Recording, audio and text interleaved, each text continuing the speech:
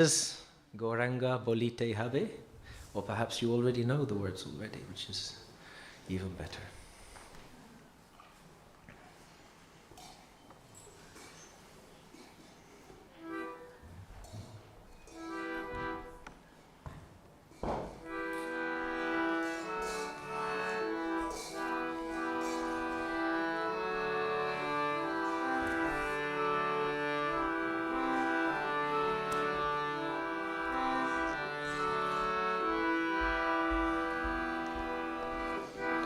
Gauranga Bolite Habe, Pulaka Sharira, Hari Hari Bolite Rai, Yanne Babinira.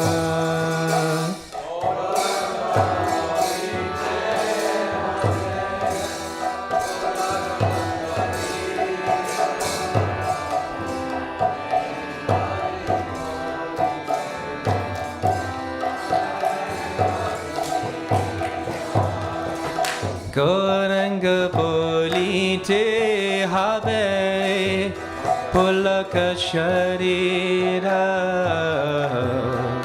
Hari Hari Bolite Nai, Yanne Babinira.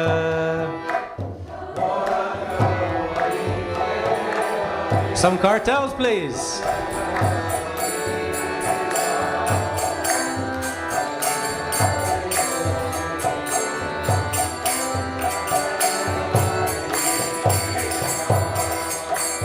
Arakabeni tai chande karuna hoibe shamshara bashana murai kave tu chahabe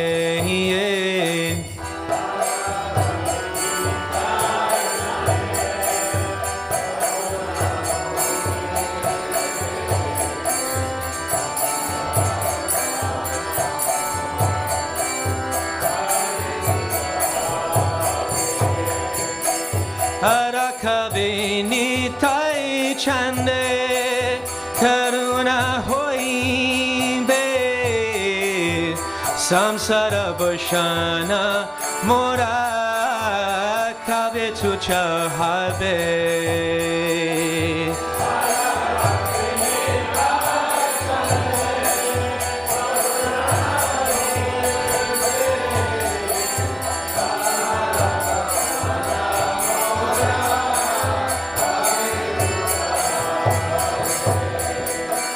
Vishaya Chariya Kabe Shuddha Habe Mana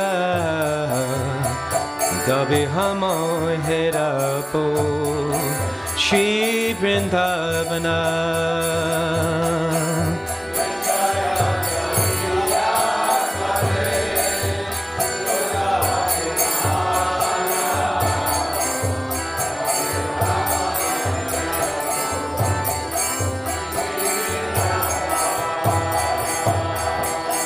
Vishaya Chariya Kabe Shuddha Habe Mana Kabe Hama Herapo Shri Vrindavana.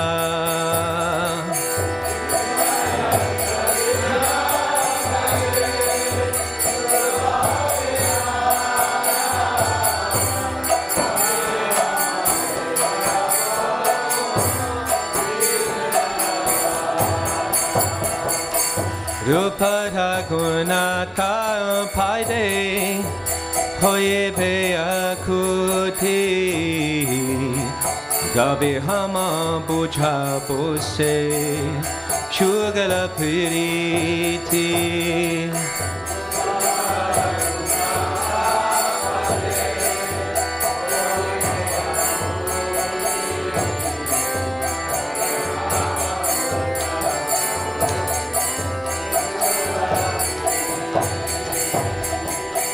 Rupa Raghunatha Pade Hoibe Akute Kabe hama uchabo se shugala piriti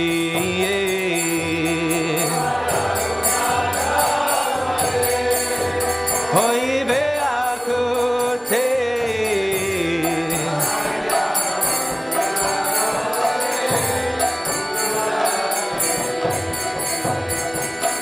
Rupada kunata pade Raho Mora Vasha Pratana Kuro Yeshata Nartamodasha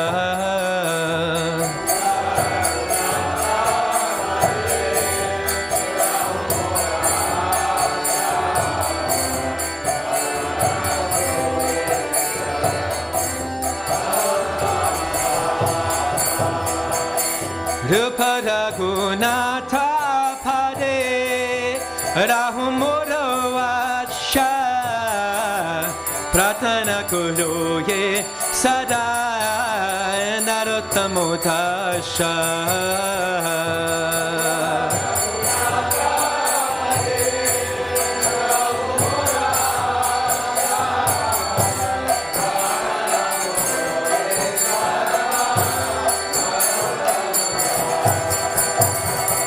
Gonanga Pulite Have Pulaka Sharira Hari Hari Pulite Nai Yanne Babinira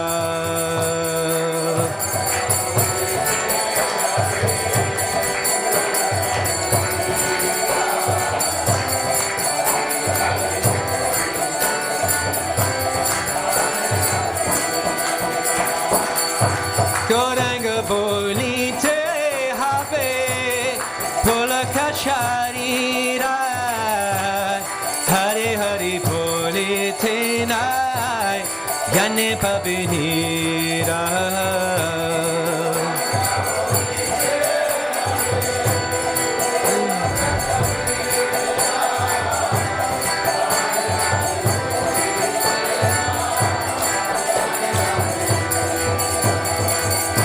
Goranga Bolite Have Pulaka Sharira Hari Hari Bolite Nai Yanne Babinira Everybody!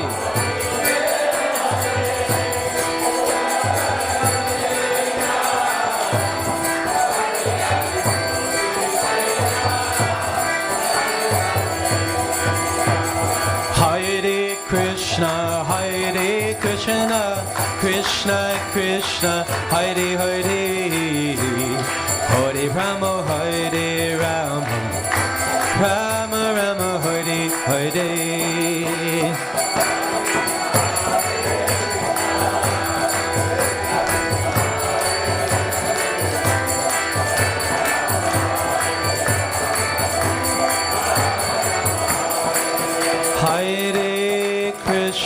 Hare Krishna, Krishna Krishna, Hare Hare, Hare Rama, Hare Rama, Rama Rama, Hare Hare.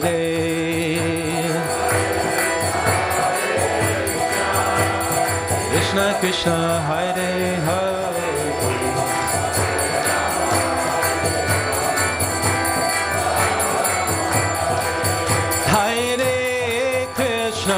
Hare Krishna, Krishna Krishna, Hare Hare, Hare Rama, Hare Rama, Ram Ram, Hare Hare.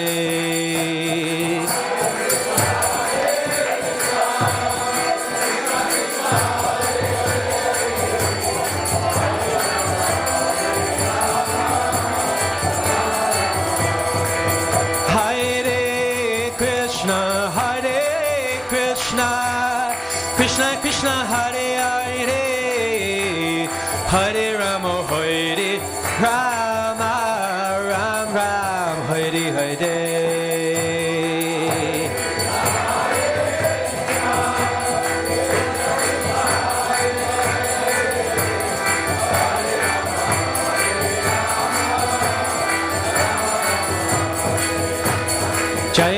Jaya Shri Caitanya Jaya Nityananda. Jaya Jaya Shri Caitanya Jaya Nityananda. Jaya Advaita Chandra Jaya Koda Bhakta Vrinda. Jaya Advaita Chandra Jaya Koda Bhakta Vrinda.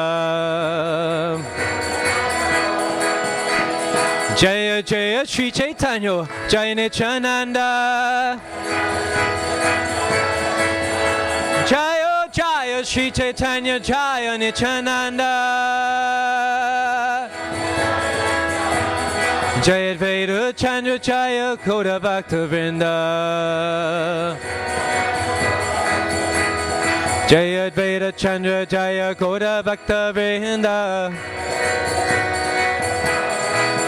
Haribol, Haribol, Haribol, Nitai Koda Haribol.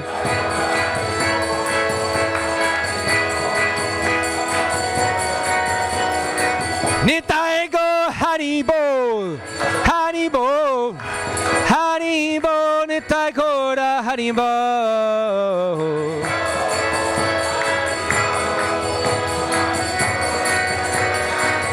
Jaya Jaya Prabhupada, Prabhupada, Prabhupada, Jaya Prabhupada.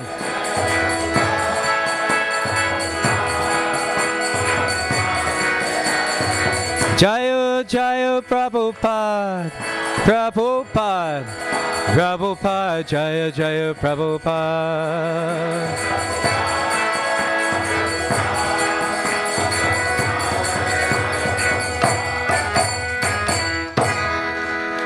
Join Nitai Go Premanande.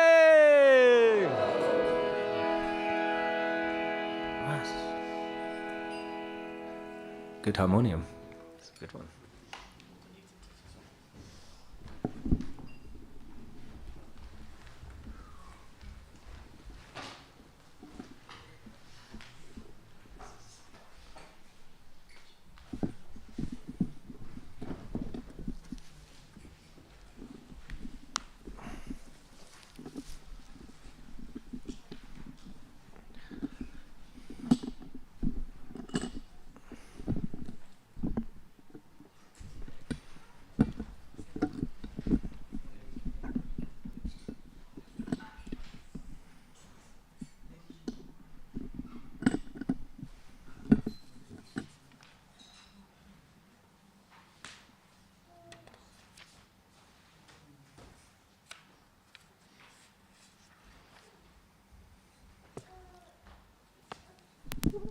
Hare Krishna. So today we're reading from the Caitanya-Caritāmṛta Madhya Lila, chapter 10, verses 18 through to 23. 23 is the verse with the purport, so I'll recite individually the first few verses, and then we can recite together congregationally verse 23. So text 18. Punarapi hantandra hoile agamana ekabara dekikari sapala nayana. When Sri Chaitanya Mahaprabhu returns, I wish to see him just once in order to make my eyes perfect. Text 19. Bhattacharya kaheten ho asibe alpa kale rahita tanre eka stane chahiya virale. Sarvabhauma Bhattacharya replied, His Holiness Lord Sri Chaitanya Mahaprabhu will return very soon. I wish to have a nice place ready for him, a place solitary and peaceful. Verse 20. Takurera nikata ara haibe nirjanae emate nirnaya kori deha ekastahe deha ekastane. Lord Chaitanya's residence should be very secluded and also near the temple of Jagannath. Please consider this proposal and give me a nice place for him. Text 21. Raje kahi aiche kashi mishrera bhavana takurera nikata hoy parama nijana. The king replied, Kashi Mishra's house is exactly what you require. It is near the temple and is very secluded, calm and quiet. Text 22. Etakahi rajarahi utkantita hoya vadacharya koshi mishre kohila ashio. After saying this, the king became very anxious for the Lord to return. Sarvabhauma Bhattacharya then went to Kashi Mishra to convey the king's desire. And that brings us to today's verse, which is text 23, which is the one on the board. Very organized. So please repeat after me. Kashi Mishra kahiyami bada bhagyavan. Mora grihe Prabhupadera haibe avasthan. Kashi Mishra kahiyami bada bhagyavan. Mora grihe Prabhupadera haibe avasthan. Kashi Mishra kahiyami bada bhagyavan. Kashi Mishra kahiyami bada bhagyavan.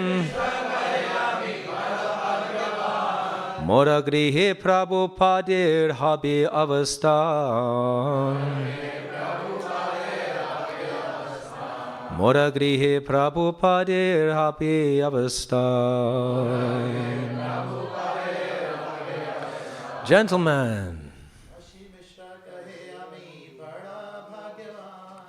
Kashi Mishra kahiyami bhata bhagyavan.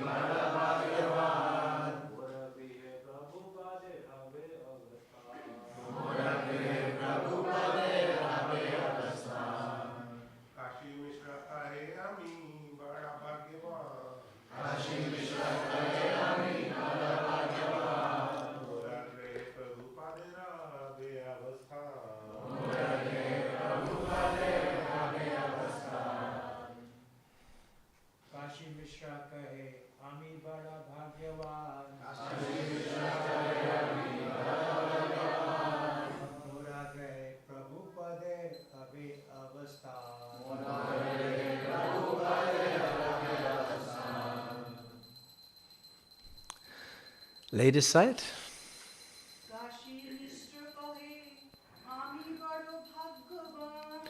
Kashi Mishra kahiyami bhata bhagyavan.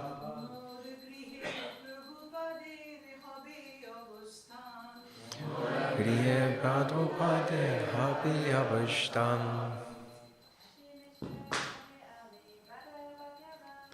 Kashi Mishra kahiyami bhata bhagyavan.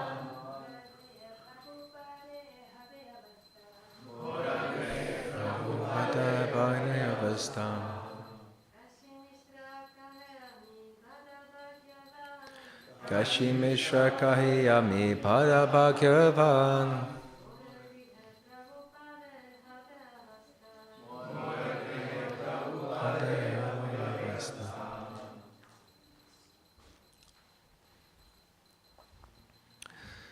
Okay, word for word. Kashi Mishra kahe. Kashi Mishra said, Ami, I, Bada, very, Bhagyavan, fortunate, Moragrihe, in my home, Prabhupadera, of the Lord of the Prabhus, Habe, there will be, Avasthana, staying. Translation and purport by His Divine Grace, A.C. Bhaktivedanta Goswami Maharaj, Srila Prabhupada. Srila Prabhupada ki. Srila Prabhupada's Bhaktivedanta purports ki. When Kashi Mishra heard the proposal, he said, I am very fortunate that Sri Chaitanya Mahaprabhu, the Lord of all Prabhus, will stay at my home. Purport. In this verse, the word Prabhupada, referring to Sri Chaitanya Mahaprabhu, is significant. Regarding this, Srila Bhaktisiddhanta Saraswati Goswami Prabhupada comments, Sri Chaitanya Mahaprabhu is the Supreme Personality of Godhead Himself, Sri Krishna, and all His servants address Him as Prabhupada. This means that there are many Prabhus taking shelter under His lotus feet. The pure Vaishnava is addressed as Prabhu, and this address is an etiquette observed between Vaishnavas. When many Prabhus remain under the shelter of the lotus feet of another Prabhu, the address Prabhupada is given. Sri Nityananda Prabhu and Sri Advaita Prabhu are also addressed as Prabhupada. Sri Chaitanya Mahaprabhu, Sri Advaita Prabhu, and Sri Nityananda Prabhu are all Vishnu Tattva, the Supreme Personality of Godhead, Lord Vishnu. Therefore, all living entities are under their lotus feet. Lord Vishnu is the eternal Lord of everyone, and the representative of Lord Vishnu is the Lord's confidential servant. Such a person acts as the spiritual master for neophyte Vaishnavas. Therefore, the spiritual master is as respectable as Sri Krishna Chaitanya or Lord Vishnu himself. For this reason, the spiritual master is addressed as Om Vishnu Pad or Prabhupada. The Acharya, the spiritual master, is generally respected by others as Shripad, and the initiated Vaishnavas are addressed as Prabhu. Prabhu, Prabhupada, and Vishnupad are described in revealed scriptures like Srimad Bhagavatam and Sri Caitanya-Caritāmṛta and Sri Chaitanya Bhagavat. In this regard, these scriptures present evidence accepted by unalloyed devotees. The Prakrita Sahajiyas are not even worthy of being called Vaishnavas. They think that only caste Goswamis should be called Prabhupada. Such ignorant Sahajiyas call themselves Vaishnava Dasanudas, which means the servant of the Vaishnavas. However, they are opposed to addressing a pure Vaishnava as Prabhupada.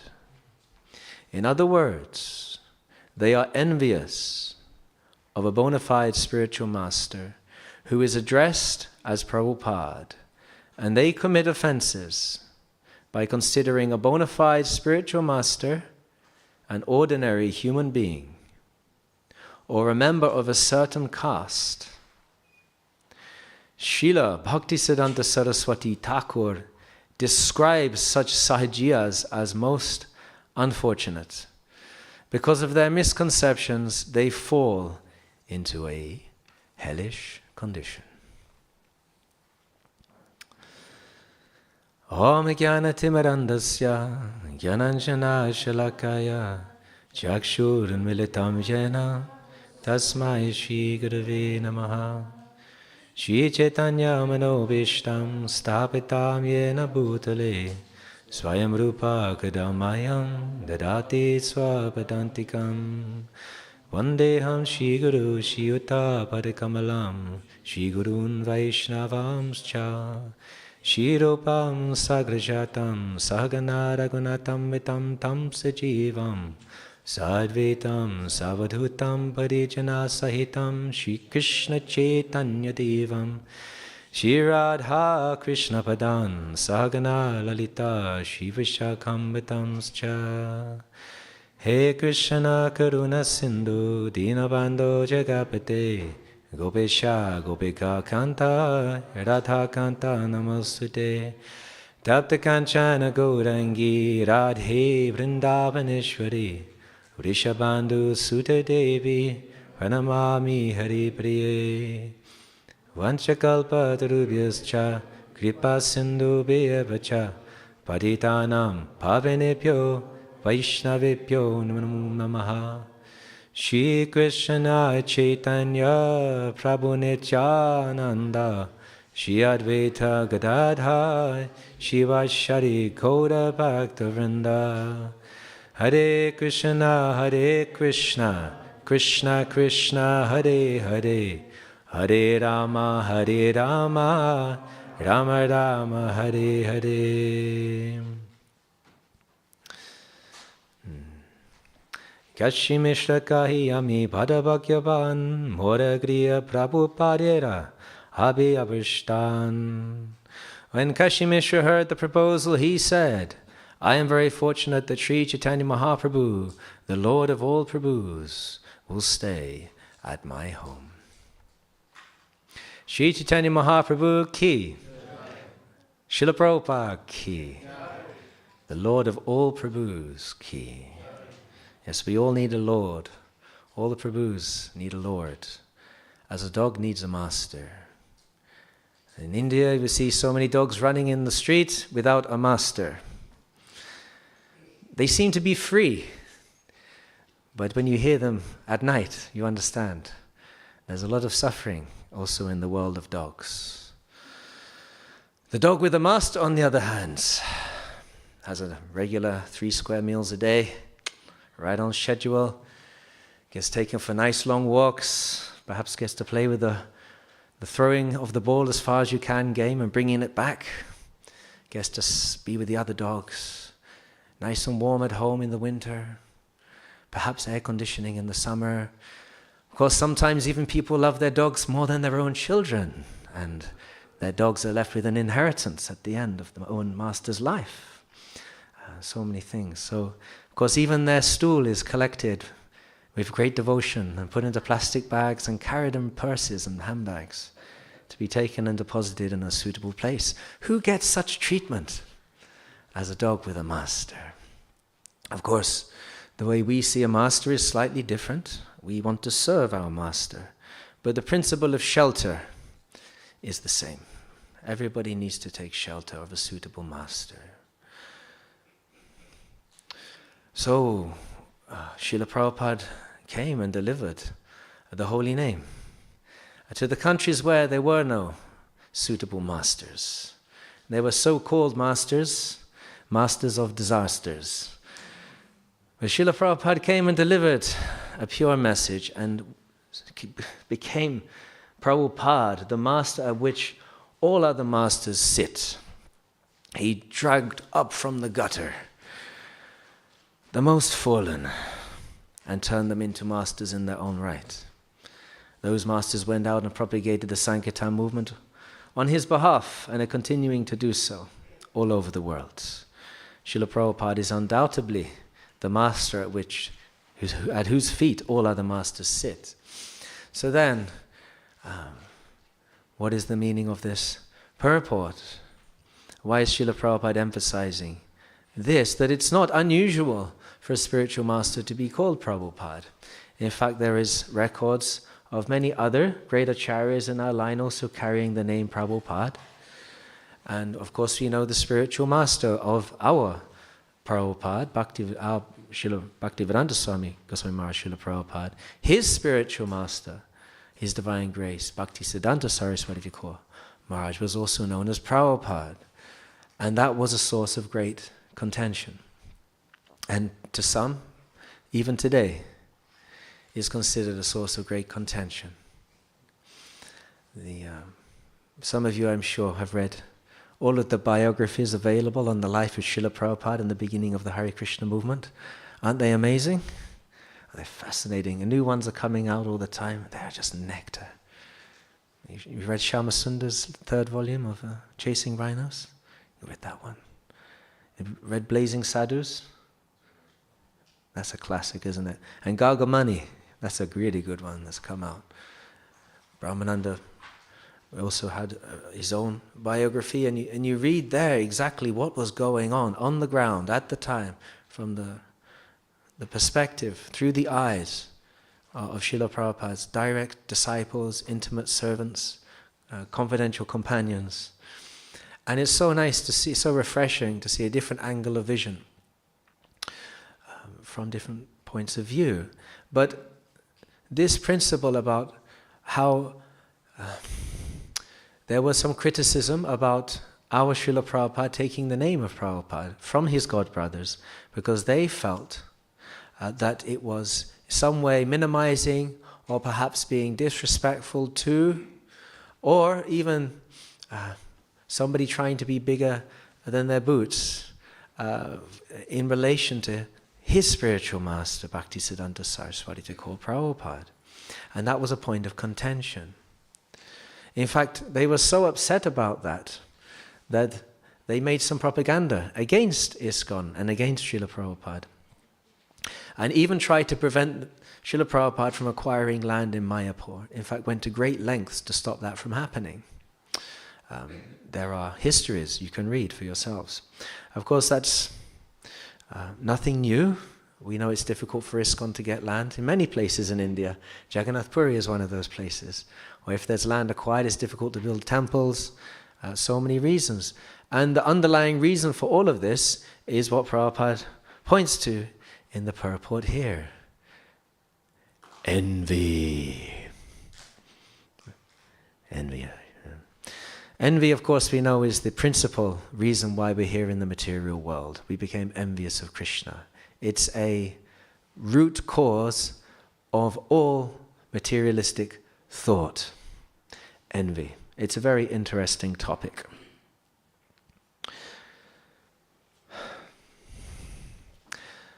How to counteract envy? Bhaktivinoda Thakur says that we should constantly meditate upon how we can do good for everybody else. How I can do good for every other living being. And not just devotees, but everybody. And that's one's constant meditation. Bhaktisiddhanta Saraswati Thakur also, in his list of instructions to his disciples before disappearing from this earthly plane, also said, this is the mood of the Gaudiya Math, we should think only of how to do the greatest good for our worst enemies. We should think of only how to do the greatest good for our worst enemies. Isn't it amazing? Can you imagine that? So that's the position of the eternally liberated soul. It's impossible to be envious of a person if you're only thinking about how to do good for that person. It's impossible. Try it for yourself. Try to be envious against somebody who you're trying to do good for. It's very difficult. Yeah. So what is envy? Sometimes that question comes up. What's the difference between jealousy and envy? Yeah, isn't it the same thing? So envy is a more intense version of jealousy. Jealousy, you may just think, I wish that was me. Whereas envy is like, I actually want to disrupt that person's program. I'm going to get on their case, make their life difficult, get up all in their grill, and try to ruin their life so I can acquire what it is that they have that I think I should have. Whether that's money, fame, honor, prestige, profit, adoration, distinction. And that person, any ill feeling we have towards anybody else, you can understand is a form of envy. You can meditate upon that. Any ill feeling you have towards anyone is a form of envy.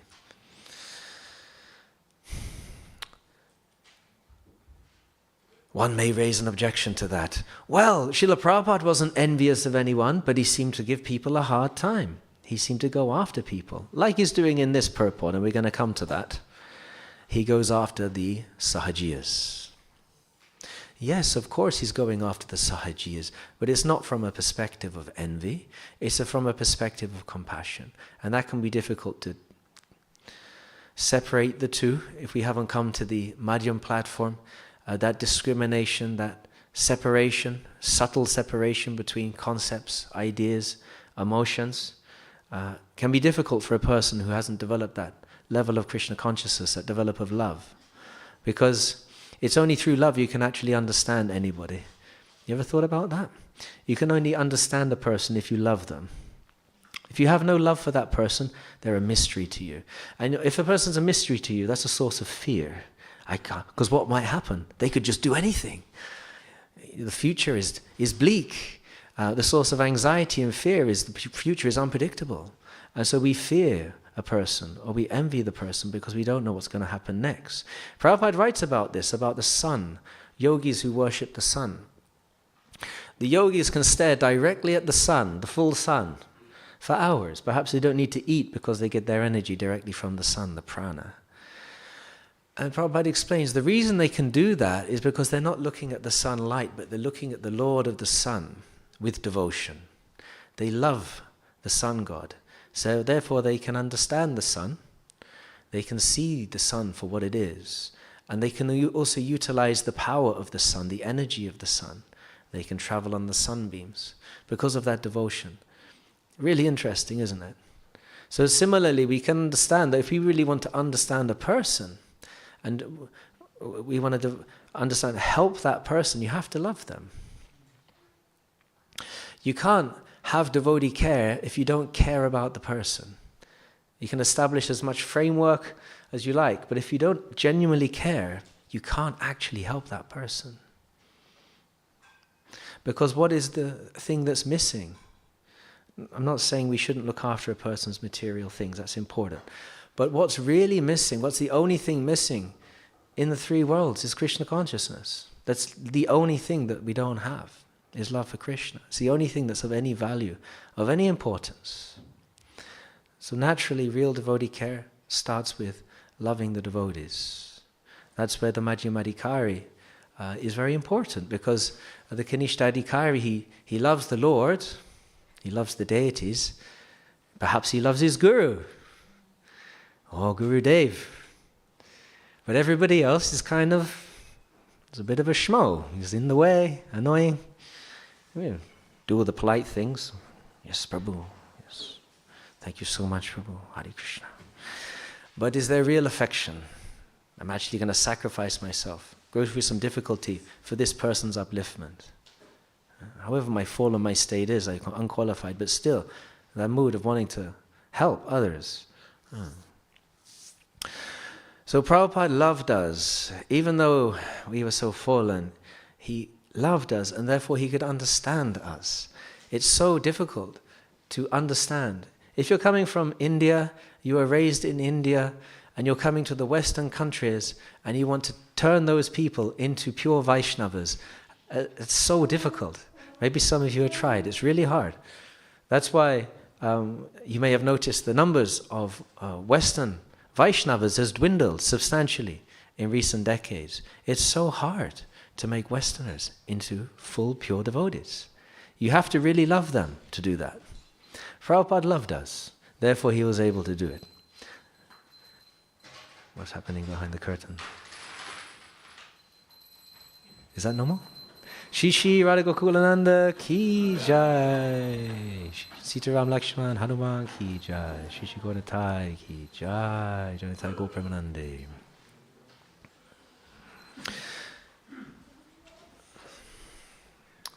So we can understand when Prabhupada is criticizing others, he's doing it from a place of love, compassion. He can understand them. He wants to help them, but he also wants to protect us. He wants to protect us from ourselves, from our own deviant minds. Yes. That's our biggest enemy, to save us from ourselves. So that was Prabhupada's mission. So therefore, in this purport, when Prabhupada is called Prabhupada and is criticized by some, because he's being called Prabhupada, we can understand that from a place of envy.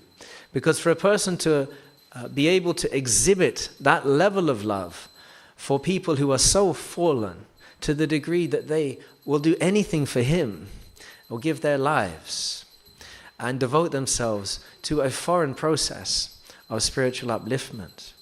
To be willing to live in an environment which is completely unsuitable for the delicate Western body, filled with mosquitoes, snakes, rats, scorpions, extremely spicy food, no fresh drinking water, sleeping out in the open, being attacked by gundas and various other nefarious characters, being willing to do that happily.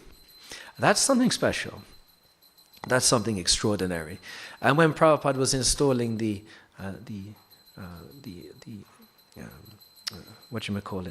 foundation stone in Mayapur, and invited all of his god brothers there, and they could see how many followers Srila Prabhupada had, it was very difficult. It must have been difficult for there not to be at least a little bit of envy there. How could it not be? Transcendental envy, you could say, but envy nonetheless. And so therefore this criticism came up. How can you call yourself Prabhupada? You've taken the name of your spiritual master. This is a great offense. And they really made this a big point. Of course, some of other Prabhupada's god brothers were not so worried about that at all. And some of them even spoke in his favor and tried to convince Prabhupada's other god brothers that it's fine, that like we've just read in this purport, many acharyas in our line carry that name. In fact, you could even argue that our Srila Prabhupada, Bhaktivedanta Swami Prabhupada, is really the son of his father. Sometimes, if you are the real, true son of your father, you can take your father's name because you represent him fully, utterly, completely. You can say he's the son. Of course, the father may have many sons, but the son who really loves his father, follows his instructions perfectly, and is very pure in his approach to the guidance that his father's given him, you can say he is his father's son. They're all sons of the father, but he is the father's son. So similarly, Prabhupada was really the father's son, because out of all the instructions that were given, Srila Prabhupada followed that instruction to the T. He took the risk. He did the impossible. He did that which nobody else could do, and nobody else will ever be able to do again. Yes, it was a miracle. It was a miracle. So therefore, he is worthy of the name Prabhupada, and he will always eternally be known as Srila Prabhupada. For the ISKCON devotees, we stand firm to that. And anyway, after so many thousands of disciples have been calling him Prabhupada, he was supposed to suddenly change the name and call himself something else? Guys, not practical. Come on, guys. Lighten up a little bit. Come on.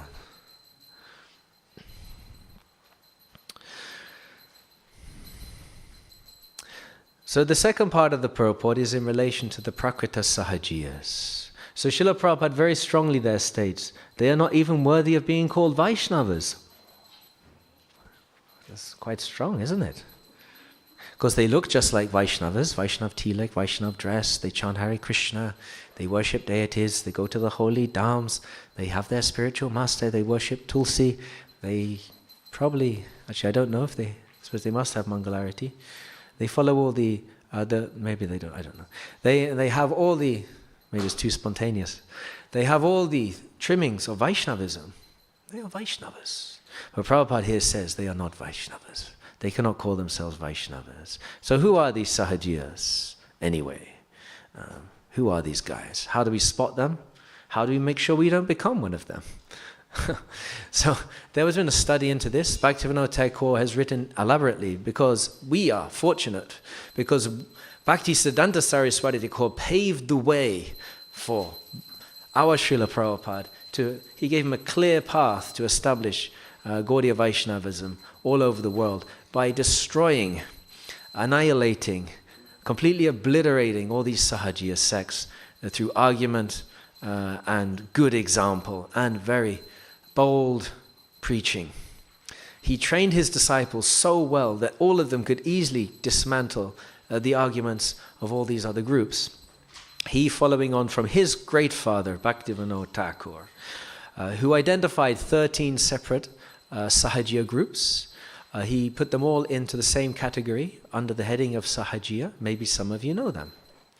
Yes, and within that he included the Jat Gosai, he included the Kas Goswamis, the Gauranagas, the Saki Bekis, you know these ones? And you have the Chadu, what are they called? Oh, I haven't some notes here because I knew I wouldn't be able to remember them all. The Bauls, the Owls, Katabajas, Nedas, Daravesh, Sani, the Ativadis. Yes. And the Chudadari. So these 13 different groups of Sahajiyas, they're all slightly different. They have their own specializations and their own tactics for spreading Krishna consciousness. And it's very good to be wise to that, especially for new devotees. And especially if you're preaching to new people and they want to go to India. This is very common. Don't let them go on their own. Because they'll probably get mopped up by one of these groups. Or one of the other Gaudiya groups who are our competitors. I don't know if you have that much here, but in central London we have a lot. Different Gaudiya groups coming into the temple, trying to hustle away some of the new guys who've been cultivating and quickly get them initiated.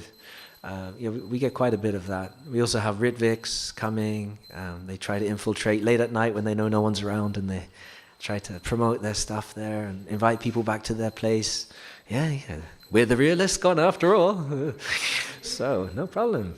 Yeah, so I don't know if you get much of that here, but it's proven prudent to be a little educated in this field, to be able to identify and also train others, even new people, about the different groups.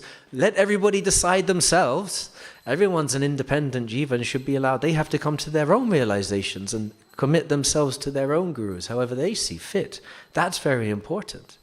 But nevertheless, let it be with full information, because the other groups will be preaching their side of the story.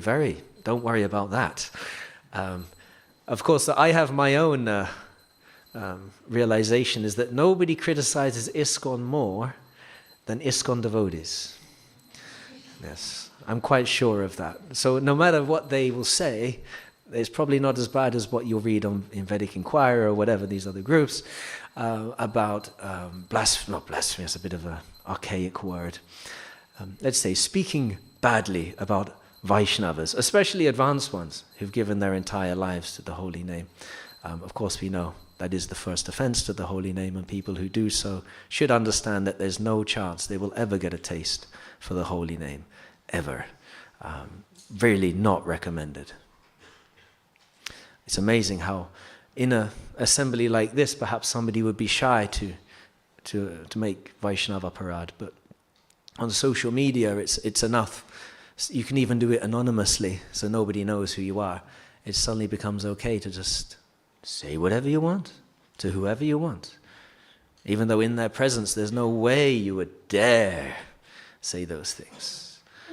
So this is one of the symptoms of Kali Yuga. Therefore, when I was in New York for Rath Yatra last year, I attended one of Vaisheshika Prabhu's initiations, and of course you say the 4 regulative principles that they will follow, they will chant their 16 rounds, but he also required additional vows that you will not engage in social media, and you will not engage in Vaishnava parad in social media. He made that a point because it's so common now. Everybody feels it's their right to do so. Isn't it amazing? It's destroying the movement. Perhaps it will. Nothing can destroy ISKCON except for the ISKCON devotees themselves, by bickering. Anyway, enough of that.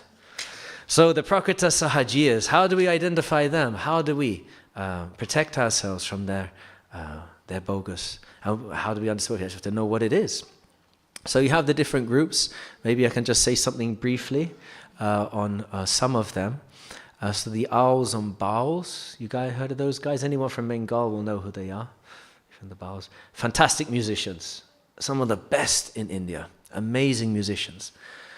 Really, it's like the rock musicians of the Indian world, and they have big concerts and everybody goes there and goes wild. Big guys. It's very popular in Bengali culture to respect and revere these great sadhus.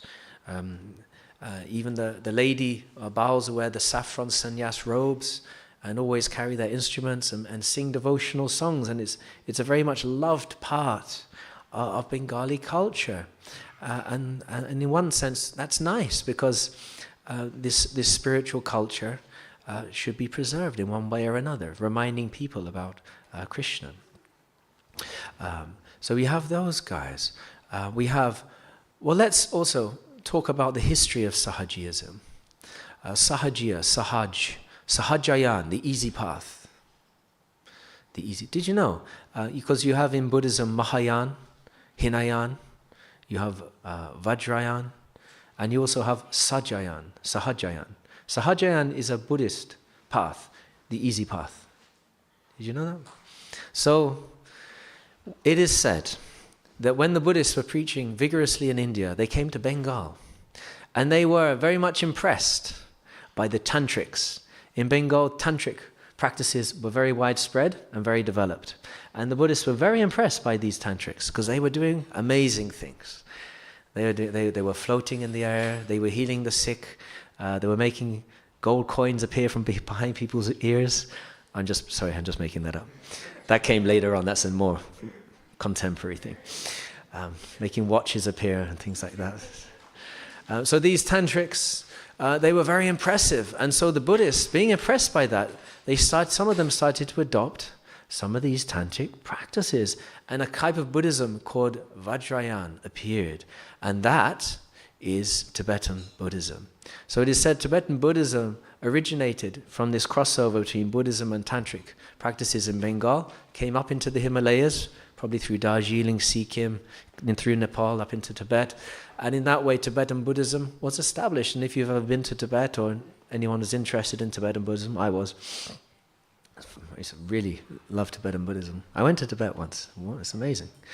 But they're really into this mystical stuff, contacting spirits in the astral world, having these vivid lucid dreams, and receiving knowledge through those dreams from these spirits, and then getting information how to dig something up somewhere else, and then they dig up an old scripture. It's very common in Tibet. I don't know about now because a lot of it's been lost, but that's how they were.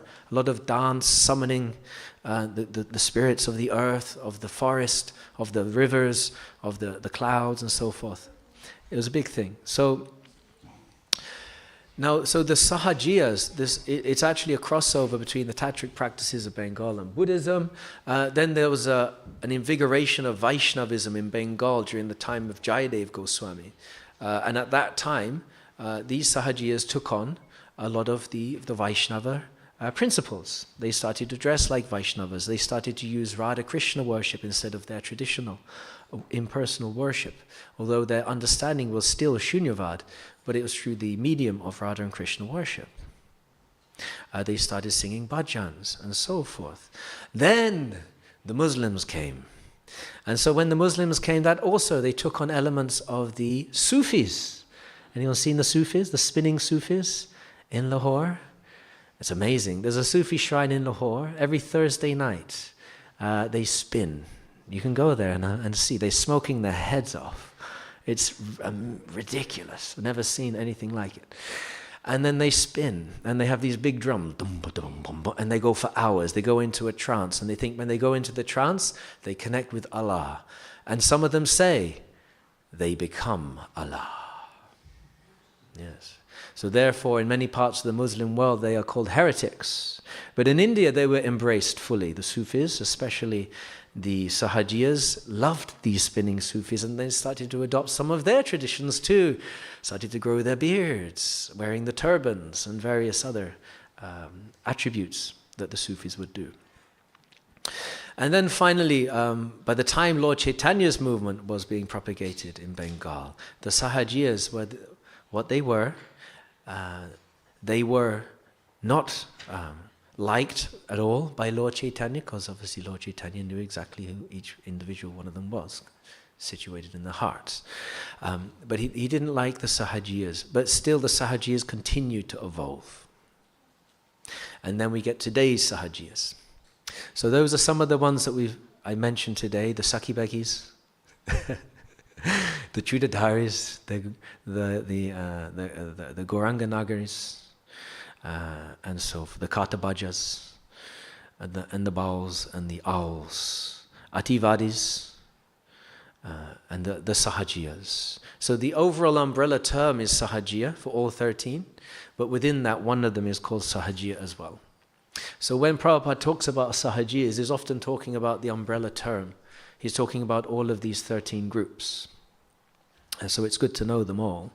He includes within that, Bhaktivinoda Thakur includes within those groups the Jat Gosai. So the Goswami caste, Goswamis.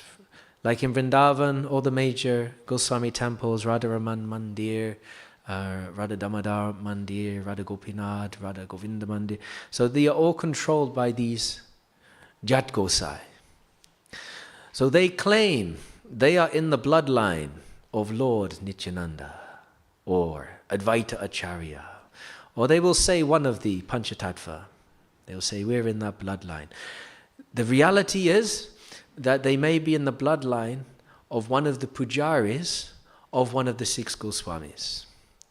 The 6 Goswamis who established these temples, they had their pujari who looked after the deity for them. That pujari perhaps was a brahmachari, but he had a brother, and that brother would come and assist that pujari. And then that brother had children, and those children, the descendants of those children became the caste Goswamis of Vrindavan. They claim that they are the only bona fide gurus in Gaudiya Vaishnavism, that they, because of their bloodline connected to Lord Nityananda, they are actually spiritual beings. So because the atheists tried to make God like one of us. They even wrote a song about it. You know that song? If God was one of us. You heard that song? No, showing my age. No, anyway. But the Sahajiyas, they say, no, we are like God. We are like the associates of Lord Chaitanya. We're just like them.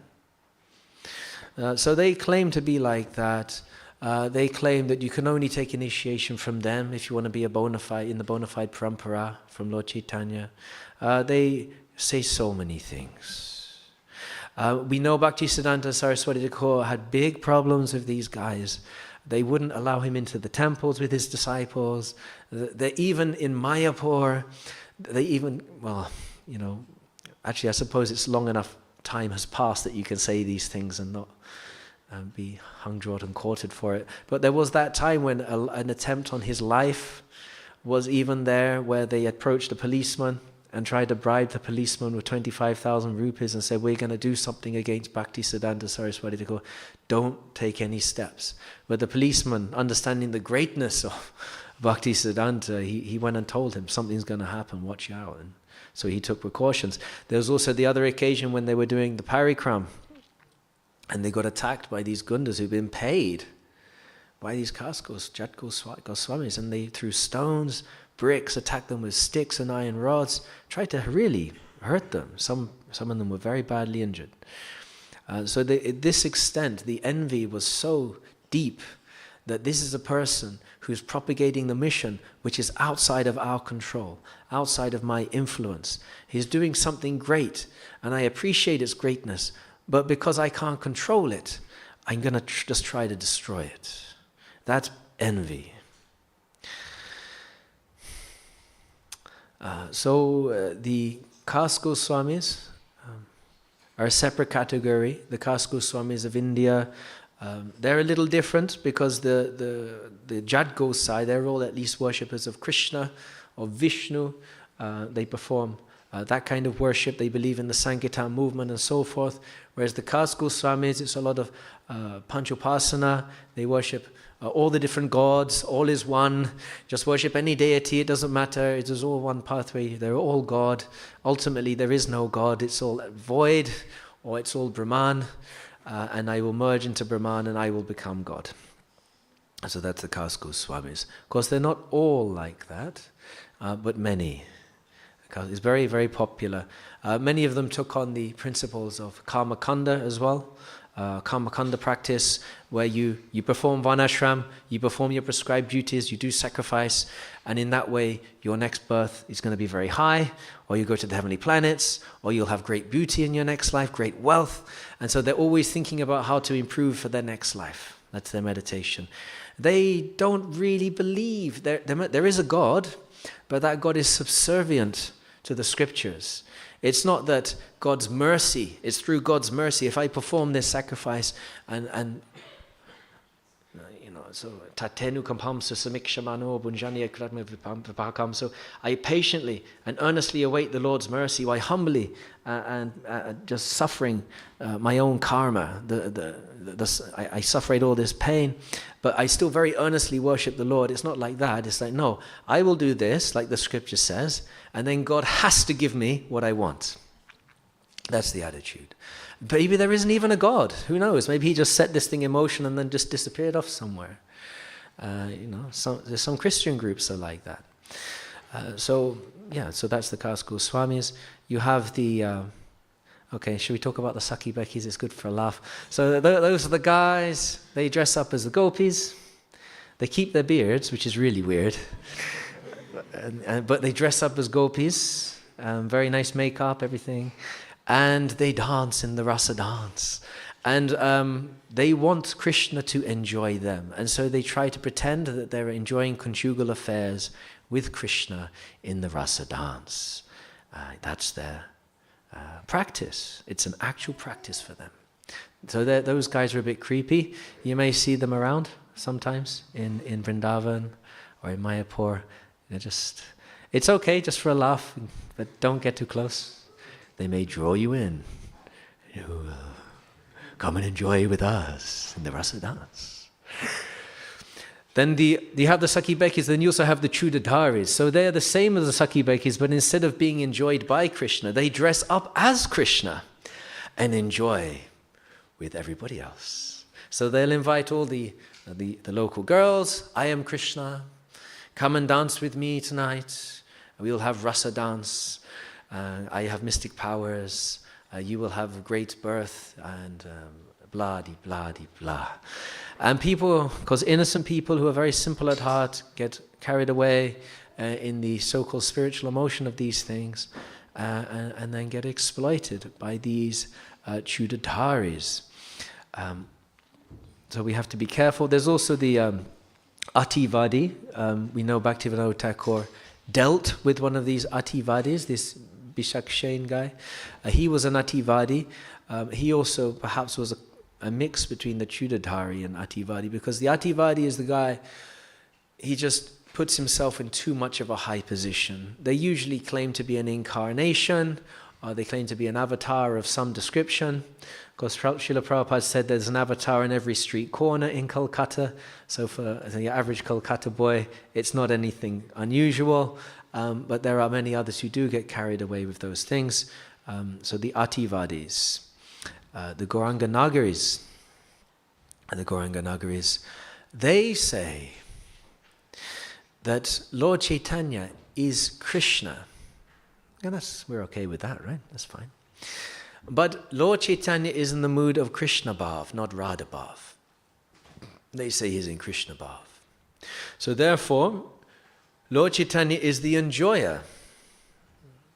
The Nagari is the enjoyer of the residents of Navadvip. So they take on the dress, they are the residents of Navadvip, and they want to be enjoyed by Lord Chaitanya. Please come and enjoy me. In the mood of enjoyment, Lord Chaitanya will come. So that's called Rasabas. That's why it's an Upper Sampradaya. It's an incorrect mellow. Lord Chaitanya was in the mood of Radharani, not in the mood of Krishna. He wanted to taste that loving interaction because Krishna couldn't understand. How is it that Radharani loves me so much? How is it? How is it possible? No matter how much I love her, she seems to love me even more. So he wanted to taste that love. His internal reasons for setting up, coming here. One of his internal reasons. So what they are saying is that no, Krishna wants to enjoy us. So that's called Rasabas.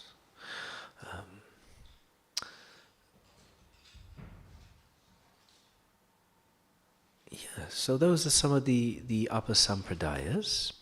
Now, why is it good to know this? It's very good to know because in ISKCON we need to protect ourselves from the enemy without and the enemy within.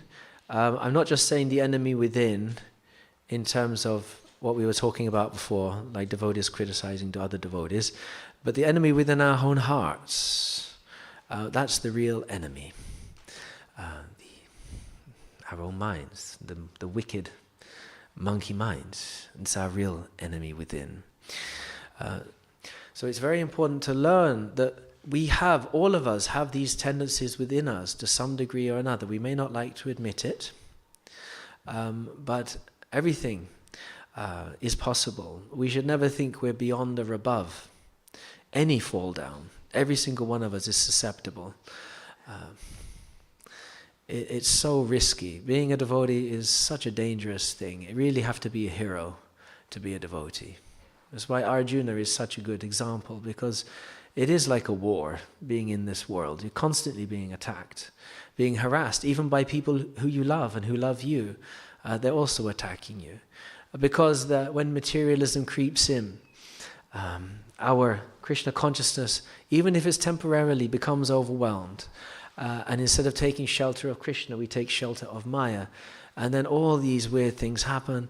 And then perhaps out of pride, we don't want to apologize, and we don't want to take back what it was, what we said or what we did. Instead, we solidify our position.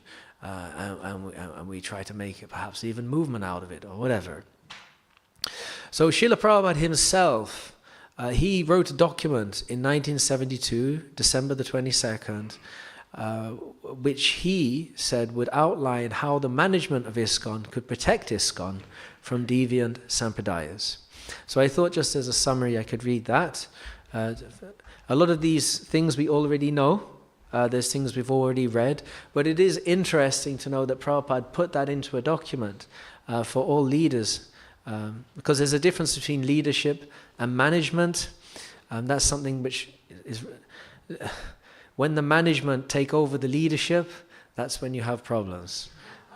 The leadership are supposed to lead, and the management are supposed to support and help the leaders establish their vision of how the preaching can be spread.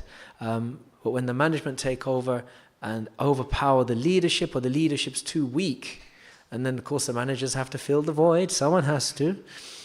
So then that's a lack of training of leaders. Then, things can go out of shape. So let's see. Number one. Everybody sitting comfortably? Okay. Yeah. Number one, to avoid the creation of mad false devotees or pretenders. Yes, Prabhupada said that. He said, in our movement we have devotees. They look like devotees, talk like devotees, but they're not devotees. Isn't that interesting? That's amazing. Isn't that amazing? Because the only way you could ever identify a non-devotee pretending to be a devotee is if you're a Madhya. Otherwise you wouldn't be able to tell the difference. So it's so important to become a little advanced in Krishna consciousness. It's like an emergency.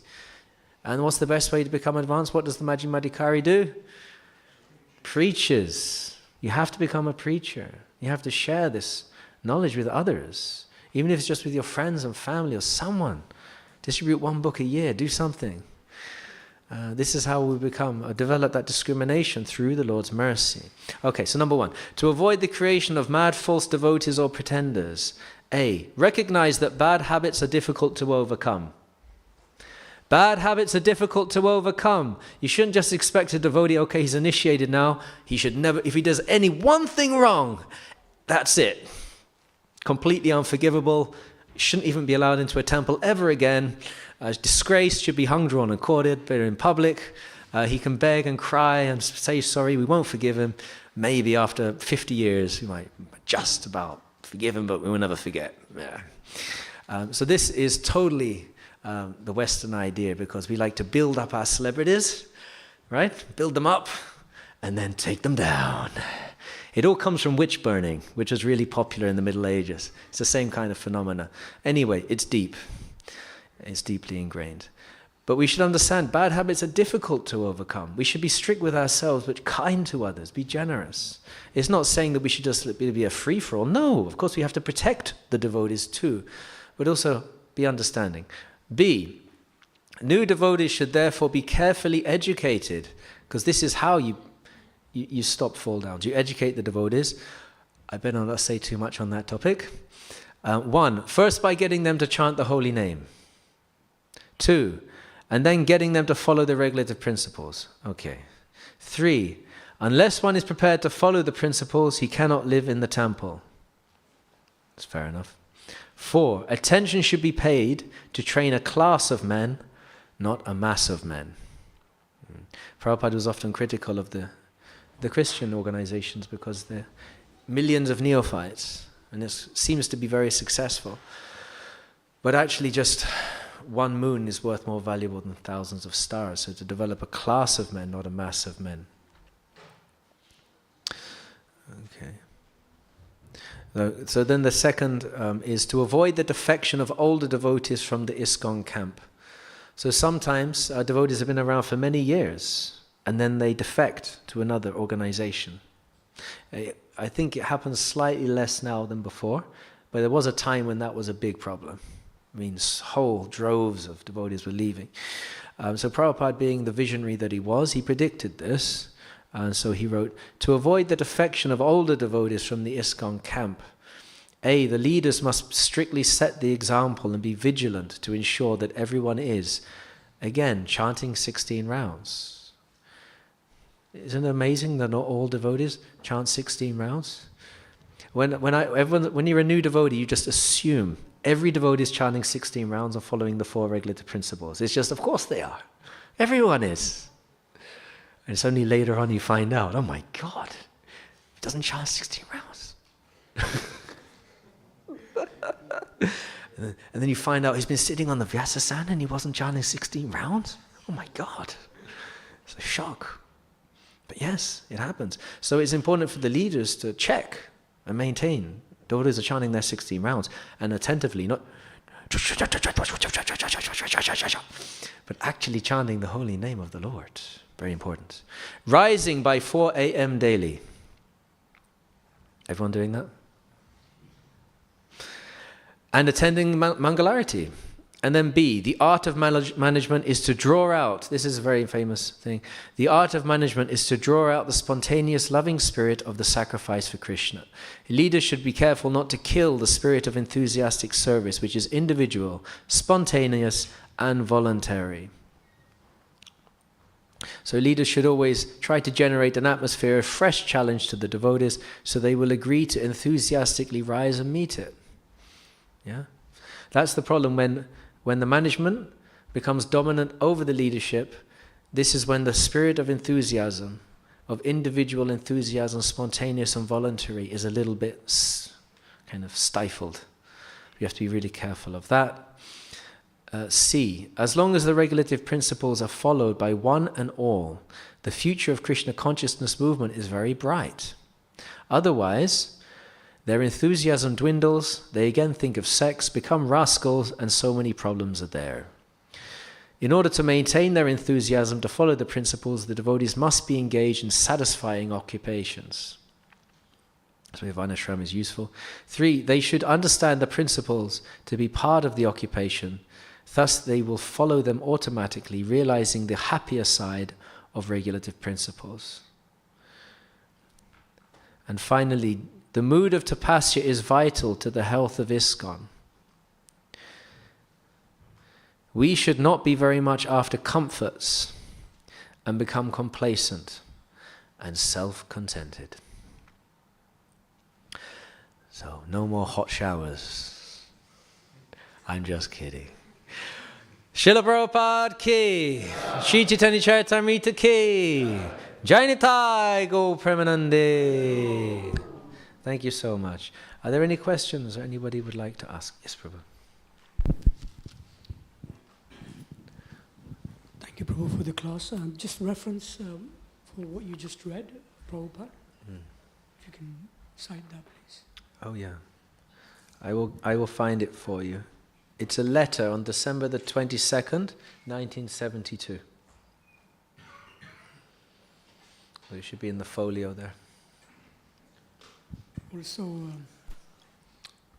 Prabhupada in the purport is quite clear that Lord Nityananda Advaitacharya can be referred to as Prabhupada. Just wondering why we don't use these terms and we refer to Lord Nityananda as Nityananda Prabhu or Advaita Prabhu, like any other devotees as Prabhu. Yeah, it's a good question. Of course, I can't really say. I mean, I can only speculate how that could be. But having, when we read Caitanya-Caritāmṛta, it's often Nityananda Prabhu is said there. So that might be why.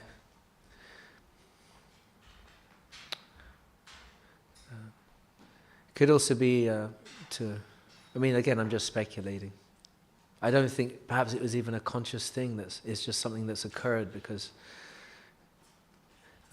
obviously we have our attachment to our founder Acharya, and his position is unique, and so we have a special name for him. So it's unlikely that, at least for a long time, that name will be used for anybody else. Although it definitely, as we've read, could be and perhaps should be. So that might be another reason. But again, I can't say for sure.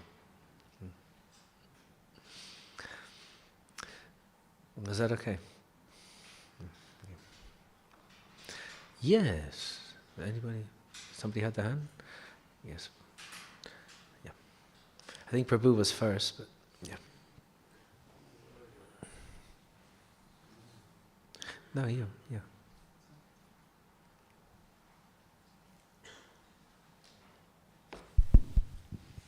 Hare Krishna Prabhu, thank you so much for your wonderful class. My question was about envy, and at some point you mentioned that while Prabhupada was in India with all his disciples, just maybe when his godbrothers saw this scene, they felt some type of envy. Now, I don't know if this was said jokingly, but you said it may have been some type of transcendental envy. And I was wondering, because we often hear, or at least myself, that envy is the only thing that we cannot spiritualize, that we cannot put in service. At least that's what I've. And so my question was, if you could clear that doubt, or if there's such thing as transcendental envy, or if it's... Yeah, I mean, definitely. Obviously, everything originates from the spiritual world, right? This is a perverted reflection, what we're experiencing now.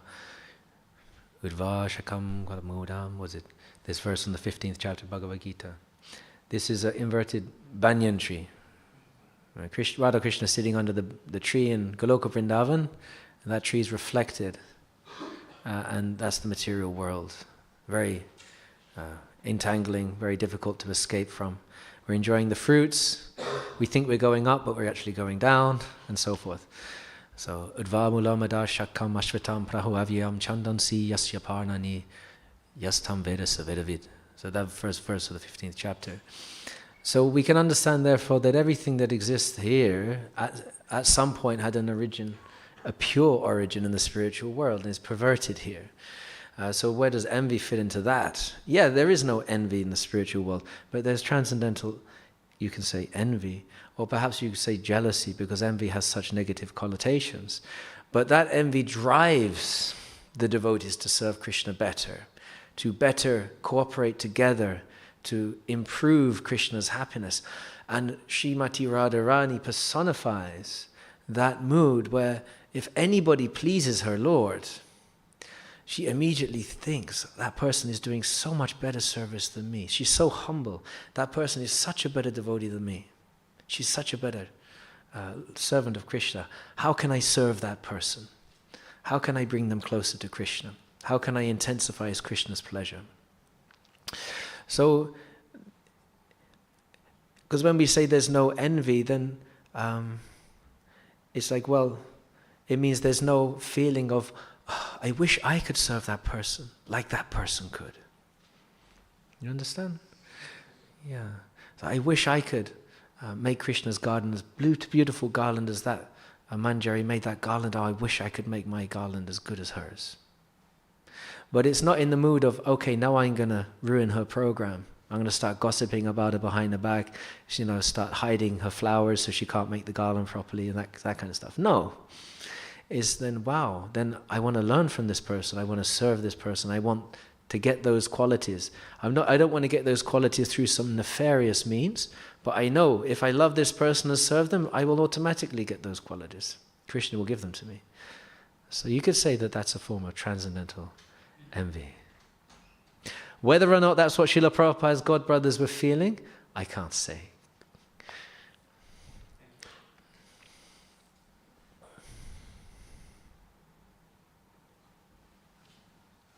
Govinda Prabhu, please. Thank you for your elaborate description of the upper sampradayas. Well, thank you for thanking me for my elaborate description of the upper sampradayas. I read something very interesting. The term Sahajya, Bhaktisthanda Saraswati took this term and he divided the Sahajas into two groups. The Prakrita Sahajas and the Aprakrita Sahajas. So the pure Vaishnavas are Aprakrita Sahajas. That's right, yeah. And so we're Sahajas, or we're trying to be Sahajas in our own sense. So that's interesting. Thank you. That's right. There's that verse from Caitanya-Caritāmṛta, isn't there? With the word Sahajya, but it's referring to the pure devotees. Because we do take the easy path. We just simply surrender to Krishna and love Him. That's the easiest thing you could possibly do with your life. So that's the transcendental Sahajya. But then there's a reflected, perverted Sahajyism, which are these 13 groups. Yeah, thank you so much for bringing that up. Yeah. Tarunji.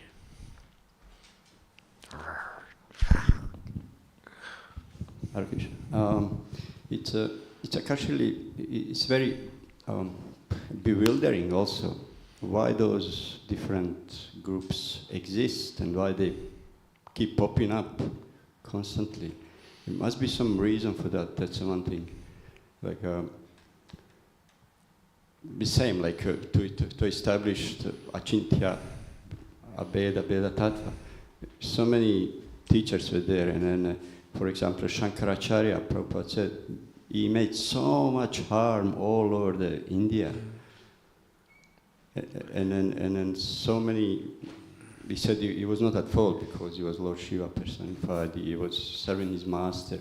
But then all these groups creating havoc. And then I'm just wondering, Krishna allows this to happen. Must be some reason, and then in one part of the question is it any benefit of all these different, for example, followers of Lord Chaitanya? It's not like ISKCON. Somebody said ISKCON is thick as guru of Lord Chaitanya's tree, but there's so many different angles to it. Like, although I feel uneasy when I'm around those people, but there must be something there which will give benefit to somebody. There's one part of the questions. Another would be just, as I said, there must be reason there. Like even, for example, we have at least 4 or 5 different groups of Ritviks and just keep popping up. And then those initial devotees may be discouraged by so many problems we face with, especially with leaders almost every year. And this can be discouraging that you get disgusted and then leave. So Krishna arranges that for some reason. It's very, very difficult. Seems to me he's throwing us problems which we can stumble upon constantly. It's very difficult to progress. Yeah, why would Krishna do that? Yeah, why would he do that? Yeah. It's a good question. Why would allow this to happen? That these different teachers come and mislead people, or they think they're right anyway, probably. Yes. It all boils down to one thing, which we all have, to some degree or another, which is burning away in our hearts. You know what that is? Authority issues. Who doesn't have authority issues here? I'm very happy to see that you're very honest. The idea that somebody's better than me is abhorrent. It cannot be possible.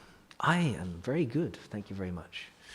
And nobody can tell me what to do, okay? I know Krishna. I know what spiritual life is. Nobody can tell me what to do. And if somebody who's an authority is trying to control my life and, perhaps being unnecessarily rude, of course they got a lot on their mind, so perhaps leaders will be a little bit harsh sometimes. But if they dare do that to me, then I'm going to go and join another group and attack ISKCON from outside, because that's the only way I can get satisfaction. Because I've got authority issues. I just can't tolerate the fact we have a GBC, and I don't know who they are, and they're making all these rules, and they're living in an ivory castle, and I have to live with that? No way, man. No, I'm not going to tolerate that. So I'm going to leave, and I'm going to go join my own, even make my own movements. In fact, I'm going to be a Prabhupada disciple, and then start the real ISKCON. And in this way, I'll rejoice, I can be happy, have everything I ever wanted, and everybody will respect me and everything like that. Authority issues are very deep. It's very difficult. I remember I was speaking to one Swami who left ISKCON, and I asked him, why did you leave? And he explained, well, it was one morning, I was late for Mangalarati, and then I was told that I'm not going to get any breakfast that morning. And so he left, and he joined a different group, and now he's a sannyasi in that group. Now, you can look at that in two different ways. I mean, come on, you're going to leave just because you didn't get breakfast? You look at it like that. But you could also look at it like, no, that type of management or leadership, is that what we just heard about from Prabhupada? No. Was it inspiring, encouraging, and a spontaneous mood of voluntary service? No. Was it overbearing and very 1980s style of management? Yes. Do we really need to move on from that? I think so. Are people very different now to how they were in the 70s and 80s? Yes. So should we adapt and also develop a bit more subtlety and gentleness? Yes, and those temples that have done that are doing very well. The preaching is going on very well there. Do we also need to spend more time preaching to the local people who are very difficult to preach to, because they're even more sensitive and even more degraded than they were in the 70s? Dave Maharaj says that the 70s was like a Satya Yuga in comparison to now. The kids, when they were 18, were getting to sex, drugs, and rock and roll. Now it's 12, 11, 10 years old, they're getting into it. So by the time they stagger into the temple, when they're in their early 20s, you can imagine what they've done to themselves. It's so difficult. So of course you have to make extra work for them, extra endeavor. When that preaching leadership, it becomes the priority, the focus of everything we do, all these other problems seem less important. Everybody becomes inspired. But the GBC are just putting out fires. That's all they seem to do. Yes, but if we make a big fire, like a massive Sankirtan fire, and really aggressively preach, all those little fires will seem really small all of a sudden. Maybe some of those little fires will be inspired and want to join the big fire and contribute to the blaze and be nice and warm around this fire. It could light up the whole world. Hey, that sounds good. So I think everybody wants that. Everybody wants that. So sometimes a combination of non-inspirational management combined with authority issues, it works on both directions and cause people to leave. And why would Krishna allow this? Because the part of being an independent jiva, living entity, the only way you can truly love someone is if you're free, if you're independent. You can't force someone to love you. You can try. It's not going to work. Love me. Why won't you love me? Has anyone ever said that to you? Why don't you love me? You can't force someone to love you. Now, Krishna wants you to love him. So he's given you the independence. Therefore, if you misuse that independence, okay, that's your choice. But Krishna didn't cause that. He didn't cause that. There's no shadow if you're facing the sun. You don't see any darkness. As soon as you turn your back to the sun, there's a big shadow. There's darkness. You can look at the darkness. Start to live in the darkness. Krishna doesn't want you to do that. But if you want to do that, okay. But I'm here waiting. If you want to turn back around, I'm here. And I'm going to keep sending messages. I'm going to keep sending people, keep sending books, until you do turn back around. As Krishna. So that's my understanding. Is that okay? Thank you so much. Hare Krishna. Srila Prabhupada ki. Jai Nitai Gaur Premanande.